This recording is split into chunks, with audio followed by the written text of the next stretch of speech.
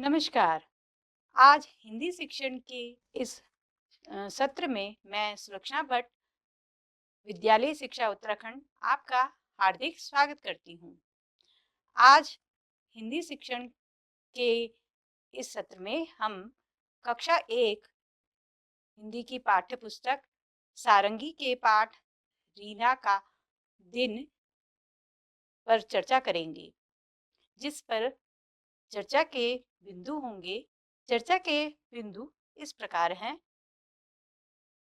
रीना का दिन पाठ का सस्वर वाचन, रीना का दिन पाठ पर आधारित कठिन शब्द एवं अर्थ, रीना का दिन पाठ का प्रश्नोत्तर एवं मौखिक भाषा विकास, वर्ण ज्ञान, शब्द भंडार और समझ का विकास। रीना का दिन पाठ का मुख्य पात्र है रीना, जो एक छोटी बच्ची है। हर दिन रीना जल्दी उठती है, उठकर बिस्तर को ठीक लगाती है, नीम की दातून से अपने दांत साफ करती है, साबुन से नहाकर रीना स्वच्छ कपड़े पहनती है। वह अपने बाल में तेल लगाकर कंघी करती है। रीना माँ के बनाए परांठे और सब्जी आनंद के साथ खाती है। रीना माँ के गले लगती है और फिर स्कूल जाती है। स्कूल के रास्ते में रीना अपनी सहेली दीपा से मिलती है। दोनों एक दूसरे से सुप्रभात कहती हैं और हंसती खेलती स्कूल जाती हैं। स्कूल में प्रार्थना के बाद रीना अपनी कक्षा में जाती है। जैसे ही उनकी अध्यापिका कक्षा में आती हैं, सभी बच्चे खड़े हो जाते हैं और नमस्ते करते हैं। अध्यापिका भी मुस्कुराती हुई नमस्ते करती हैं। रीना स्कूल में मन लगाकर पढ़ाई करती है। वह अपनी सहेलियों के साथ खेलती है और थोड़ी शरारत भी करती है। घर आकर वह हाथ मुंह धोती है। रीना अपने प्यारे से छोटे भाई के साथ भी खेलती है। रीना को रात को जल्दी ही नींद आ जाती है। दादी प्यार से रीना को शुभ रात्रि कहकर सुला देती हैं। अभी तक हमने रीना का दिन पाठ का सस्वर वाचन किया। अब हम पाठ का अर्थ समझते हैं। रीना का दिन। रीना एक अनुशासित बच्ची है। वह समय पर उठ जाती है और अपना बिस्तर सही से लगा देती है। वह नियम से नीम का दातुन कर अपना दांत साफ करती है और नियम से साबुन से नहाकर अपने विद्यालय जाती है। साबुन से नहाकर रीना स्वच्छ कपड़े पहनती है।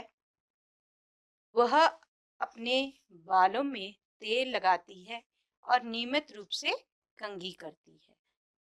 आप लोग देख रहे हैं, रीना एक बहुत ही समझदार और बहुत ही अनुशासित, नियम से चलने वाली लड़की है, जो अपने सभी काम व्यवस्थित ढंग से कर रही है। रीना अपनी माँ के बनाए परांठे और सब्जी आनंद के साथ खाती है, अर्थात उसकी माँ जो कुछ भी बनाती है वह उसे प्रेम पूर्वक खुशी से खा लेती है। रीना घर का ही खाना खाना पसंद करती है। बाहर की सामग्री खाने में उसे कोई रुचि नहीं है। रीना माँ के गले लगती है और फिर स्कूल जाती है, अर्थात वह अपनी माँ से बहुत ही प्रेम करती है और विद्यालय जाने से पहले अपनी माँ के गले लगकर जाती है। यह प्रदर्शित करता है कि उसे अपनी माँ से बहुत ही प्रेम है। स्कूल के रास्ते में रीना अपनी सहेली दीपा से मिलती है। स्कूल के रास्ते में रीना अपनी सहेली दीपा से मिलती है, जो उसी की कक्षा में पढ़ती है। यह प्रदर्शित होता है कि रीना अपने दोस्तों में भी काफी घुल मिल जाती है। दोनों एक दूसरे से सुप्रभात कहती हैं। दोनों सहेलियां जब मिलती हैं तो दोनों आपस में अभिवादन करती हैं। जैसे आप लोग अपने से बड़ों से मिलने पर प्रणाम करते हैं, वैसे ही अपने सहपाठियों से मिलने पर आप भी उन्हें अभिवादन के रूप में कुछ न कुछ कहते होंगे। इसी प्रकार वह अपनी मित्र, अपनी सखी को सुप्रभात कहती है और हंसती खेलती स्कूल जाती है, अर्थात अपनी विद्यालय जाने में वह कोई आनाकानी नहीं करती है। बहुत ही प्रसन्न और खुशी के साथ वह विद्यालय जाती है। स्कूल में प्रार्थना के बाद रीना अपनी कक्षा में जाती है, अर्थात विद्यालय में आपके नियम से जो विद्यालय का दिनचर्या होती है उसमें सर्वप्रथम प्रार्थना सभा होती है। उस प्रार्थना सभा के पश्चात रीना भी अपनी कक्षा में जाती है। जैसे ही उनकी अध्यापिका कक्षा में आती है, सभी बच्चे खड़े हो जाते हैं और नमस्ते करते हैं, अर्थात जब हमारी कक्षा में कोई भी अध्यापक, कोई बड़ा प्रवेश करे तो हमें शिष्टाचार वश स्वाभाविक रूप से खड़े होके उसे अभिवादन करना चाहिए। और इसी प्रकार कक्षा में अध्यापिका के प्रवेश करते ही वे सभी अभिवादन के रूप में खड़े हो जाते हैं और अध्यापिका भी मुस्कुराती हुई नमस्ते करती हैं। अध्यापिका महोदया भी उन सभी बच्चों के प्रत्युत्तर में नमस्ते कहती हैं और वे भी मुस्कुराती हैं। रीना स्कूल में मन लगाकर पढ़ाई करती है। रीना जो है एक अनुशासित बालिका है और विद्यालय में उसका कार्य है पढ़ाई करना और वह अपनी विद्यालय के कार्य को पूर्ण मनोयोग से करती है। वह अपनी सहेलियों के साथ खेलती है और थोड़ी शरारत भी करती है। आप सभी बच्चे अपनी कक्षा में अपने कक्षा सहपाठियों के साथ खेल कूद भी करते होंगे और छोटे बड़े शरारतें, जिससे किसी को हानि ना हो, ऐसी शरारतें भी करते होंगे। तो रीना भी आप ही की तरह एक छोटी सी बालिका है जो कक्षा में पढ़ने के साथ साथ अपने सहपाठियों के साथ खेल कूद और शरारतें भी करती है। घर आकर वह हाथ मुंह धोती है। एक समझदार बालिका होने के कारण रीना कक्षा में के साथ साथ अपने घर में भी जब वह आती है तो अपना हाथ मुंह धोती है। सर्वप्रथम अपने घर में आकर वो अपने हाथ पैर धोती है, क्योंकि शिष्टाचार में सर्वप्रथम स्वच्छता भी एक प्रमुख भाग है। रीना अपने प्यारे से छोटे भाई के साथ भी खेलती है। रीना जो है अपने छोटे भाई को खेल खिलाती है, क्योंकि प्रेम, स्नेह, ममता एक स्वाभाविक गुण होते हैं जो सभी बच्चों में और बड़ों में अंदर से हमारी आत्मा के साथ जुड़े होते हैं, और इन भावनाओं को वह अपने छोटे भाई के साथ प्रदर्शित करती है। रीना को रात को जल्दी ही नींद आ जाती है। एक व्यवस्थित जीवन होने के कारण रीना का दिनचर्या जो है एक समय के साथ निरंतर गतिमान है। वह हर समय कुछ ना कुछ कार्य करती रहती है, जिससे वह शाम तक रात को कार्य के साथ समापन के साथ निढाल हो जाती है। अर्थात वो इतनी अपने कार्यों में व्यस्त रहती है जिससे उसे रात को समय पर नींद आ जाती है। दादी प्यार से रीना को शुभ रात्रि कहकर सुला देती हैं।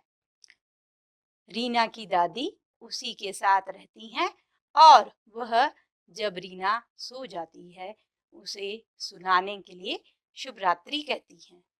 यह भी एक अभिवादन का शब्द है जिसे हम रात्रि काल में एक दूसरे को बोलते हैं, और इसी के साथ रीना का यह दिवस समाप्त होता है। अभी तक आपने रीना का दिन पाठ का अर्थ समझा। इसी के साथ हम इस पाठ में आए कुछ कठिन शब्दों का अर्थ जानेंगे। दातून, दातून अर्थात वृक्ष की पतली नरम टहनी का छोटा सा टुकड़ा। हम ज्यादातर नीम के टुकड़े को ही दातून कहते हैं, परंतु गांव देहातों में आड़ू, अखरोट आदि पेड़ों की लकड़ियों से भी हम दातून बना सकते हैं। बिस्तर, बिस्तर हम आम भाषा में बिछौने को भी कहते हैं, परंतु कोई कपड़ा जो हम बैठने या लेटने के लिए प्रयोग करते हैं उसे भी बिस्तर कह सकते हैं। स्वच्छ, स्वच्छ यानी साफ, स्वच्छ यानी निर्मल। निर्मल जैसे पानी, जैसे हम स्वच्छ कपड़ा बोल सकते हैं, हम स्वच्छ आंगन कह सकते हैं, तो स्वच्छ साफ। मुस्काती, मुस्काती हल्की सी हंसी के साथ, जैसे रीना की अध्यापिका नमस्ते अभिवादन हल्की मुस्कुराहट के साथ देती थी। प्रार्थना, हम नियम से विद्यालय में जाकर प्रथम सत्र में प्रार्थना सभा करते हैं, तो वह प्रार्थना एक प्रकार से होता है निवेदन, या हम कह सकते हैं भक्ति या श्रद्धा से भगवान से मांगना। अभी तक हमने कठिन शब्दों पर चर्चा करी। अब हम इस पाठ के प्रश्नोत्तर पर जाएंगे। बातचीत के लिए रीना सुबह अपनी सहेली से मिलने पर क्या कहती है? आपने पाठ में पढ़ा, रीना सुबह अपनी सहेली दीपा से मिलने पर सुप्रभात कहती है। प्रश्न 2 है, रीना की दादी रात को सोने से पहले रीना को क्या कहती है? रीना की दादी रात को सोने से पहले रीना को शुभ रात्रि कहती है। प्रश्न 3, आप क्या कहकर बड़ों का अभिवादन करते हैं? हम अपने से बड़ों को प्रणाम, नमस्ते, नमस्कार आदि शब्दों से अभिवादन करते हैं।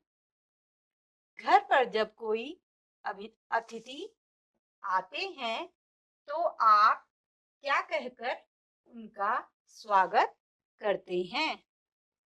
जब भी हमारे घर कोई अतिथि आता है तो उनके आने पर हम उनके स्वागत में उन्हें प्रणाम नमस्ते करते हैं।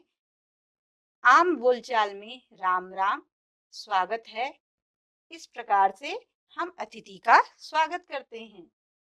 प्रश्न 5, अगर आपको रा, रास्ते में कोई परिचित जन मिल जाए तो आप क्या कहते हैं? अगर हमें कोई परिचित रास्ते में मिल जाए तो हम उन्हें राम राम, प्रणाम, नमस्ते कहकर अभिवादन करते हैं। खोजे जाने पाठ के इस भाग में हम पता करेंगे कि आपके सहपाठियों के घर पर अभिवादन कैसे करते हैं। यह प्रश्न आप अपने सहपाठी से पता करेंगे और अभिवादन करके दिखाएंगे। अभिनय सहित समझाइए कि आप मंजन कैसे करते हैं। आपने अपनी कक्ष में मंजन कैसे करते हैं का अभिनय करना है। दूसरा प्रश्न है, कैसे नहाते हैं? कैसे नहाते हैं, नहाने का अभिनय करके दिखाइए। तीसरा प्रश्न है, बाल कैसे बनाते हैं? आप बाल बनाने का अभिनय करेंगे। खाना कैसे खाते हैं? आप खाना कैसे खाते हैं इसका अभिनय करेंगे। हाथ कैसे धोते हैं? आप हाथ धोने का अभिनय करके दिखाएंगे। कैसे सोते हैं? आप सोने का अभिनय करके दिखाएंगे। खेल खेल में इस गतिविधि में आप मिट्टी से घर घर खेल की चीजें बनाएंगे। जैसे आप चित्र में देख रहे हैं, छोटे छोटे बच्चे चूल्हा, कटोरी, पतीला आदि बनाकर खेल रहे हैं। इसी प्रकार आप भी चूल्हा, थाली, कटोरी आदि सब बनाएंगे। अब अपने मित्रों के साथ मिलकर आप भी घर घर खेलिए। पाठ के इस सत्र में हम हमारे आसपास उपस्थित जीव जंतुओं के घर पहचानेंगे। रेखा खींचकर पशु पक्षियों को उनके घर तक पहुंचाइए। आप यह चित्र देख रहे हैं, पेड़ में एक चिड़िया का घोंसला है। पेड़ पर एक कोटर बना हुआ है और पेड़ के नीचे एक छोटी सी गुफा बनी हुई है। पेड़ के पास ही एक तालाब है और पेड़ के नीचे ही एक छप्पर बनी हुई है। नीचे इस पाठ में, इस प्रश्न में जो दिए हुए जीव जंतु हैं, उल्लू, चिड़िया, खरगोश, गाय, गिलहरी, मछली, इन्हें अपने घर तक हम पहुंचाएंगे। उल्लू पेड़ पर रहता है। चिड़िया का घोंसला आपको दिख रहा है। खरगोश जो है अपने बिल में रहता है। गाय छप्पर में रहती है। गिलहरी पेड़ के कोटर में रहती है और मछली तालाब में रहती है। इस प्रकार से आप सभी जीव जंतुओं को उनके वास्तविक घरों तक पहुंचाएंगे। अब आप सोचिए और बताइए, आप घर में कौन कौन से काम करते हैं? सही का चिन्ह लगाइए। हाथ है मेरे छोटे छोटे, काम करूं मैं बड़े बड़े। अब आप इन चित्रों को देखिए। आप खाना किससे खाते हैं? हाथ से।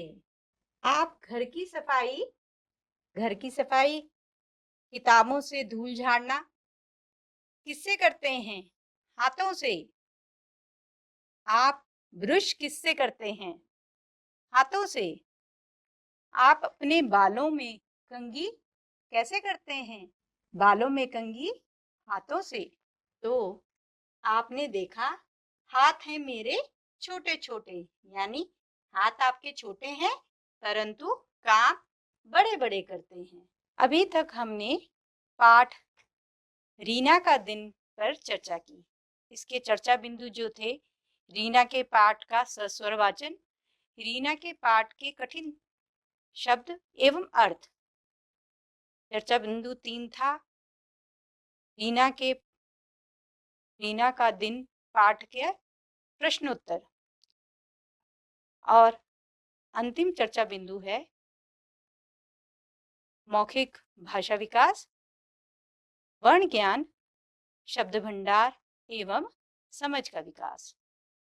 इस पाठ में अभी तक जो हमने सीखा उसके आधार पर हम आपके लिए कुछ गृह कार्य दे रहे हैं। गृह कार्य में प्रश्न है आपके लिए, आप अपने दिन को इसी प्रकार से अपनी माँ जी को बताएंगे। प्रश्न 2, आपकी कक्षा में भी रीना जैसी अनुशासित बच्चे होंगे, आप उनका नाम बताएंगे। आज हमने रीना का दिन पाठ पर चर्चा की। आशा है जिन जिन बिंदुओं पर हमने चर्चा की वे आपको समझ में आए होंगे। मिलते हैं अगले हिंदी शिक्षण सत्र में, तब तक के लिए धन्यवाद।